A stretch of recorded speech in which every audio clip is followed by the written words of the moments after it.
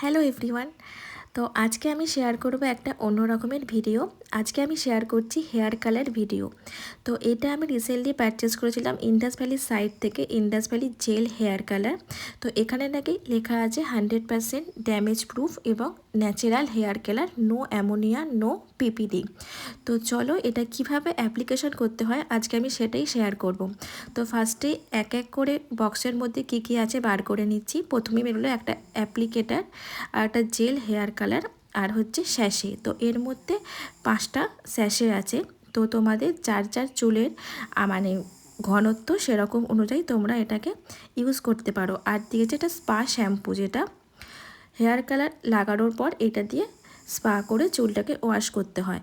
তো চলো এখানে আমি ফার্স্টেই এটা আমি ফার্স্টে আমার হাজব্যান্ডের মাথায় অ্যাপ্লাই করব, ওই জন্য আমি এখানে একটা স্যাশেই নেব। আর হ্যাঁ, এর জন্য দিয়েছে একটা মেজারমেন্ট কাপ, যে তোমাদের চুলের মানে ঘনত্ব অনুযায়ী, চুলের লম্বা অনুযায়ী তোমরা তোমাদের মতো ব্যবহার করতে পারো। তো এখানে আমি একটাই স্যাশে ইউজ করেছি, যে তোমার হাজব্যান্ডের চুলে অ্যাপ্লাই করব, যেহেতু ছেলেদের চুল অল্প, ওই জন্য আমি এখানে একটাই স্যাশে নিয়েছি।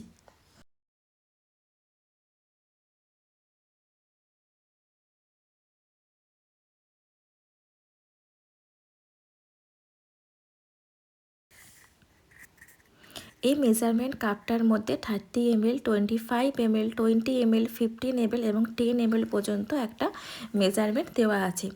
তোমরা তোমাদের মানে চুলের মাপ অনুযায়ী তোমরা এটা নিয়ে নেবে। তো আমি এখানে একদম সামান্য নিয়েছি, 15 ml মতো নিয়েছি আমি এখানে জেলটা। তো এরপর আমি এটাকে ভালো করে মিক্স করে নেব। একদমই সহজ প্রসেস মানে লাগানোর জন্য। তো চলো ফাইনালি আমি এটা অ্যাপ্লাই করে দিলাম। তো আমার যখন এটা আমি গুলছিলাম তখন কিন্তু কোনো মানে স্মেল আসেনি, যে কোনো অ্যামোনিয়া স্মেল।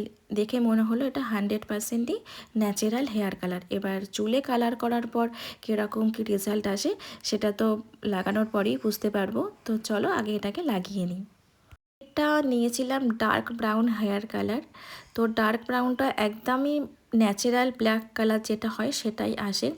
তো আমি তো জাস্ট ফিদা হয়ে গেছি যে এত সুন্দর কালার, এরপর তো আমিও আমার চুলে অ্যাপ্লাই করতে পারি।